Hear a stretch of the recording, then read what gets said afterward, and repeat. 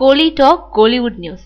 James Bond பாணியில அஜித்தோட படம் வீரம் வேதாளம் படங்களை தொடர்ந்து அஜித் நடிக்கும் 57வது படத்தை இயக்கிட்டு வரும் சிறுத்தை சிவா முதல் கட்ட படப்பிடிப்பை ஐரோப்பாவில் நடத்திட்டு இப்போ ஆந்திராவில் 2ஆம் கட்ட படப்பிடிப்பை நடத்திட்டு இருக்காரு. இன்டர்நேஷனல் போலீஸா நடிக்கும் அஜித் சமூக விரோதிகளை களையெடுக்கும் கதைன்றதுனால இது வரைக்கும் அஜித் நடிச்ச படங்களை விட இந்த படத்துல கூடுதலான ஆக்ஷன் காட்சிகள் இருக்கு.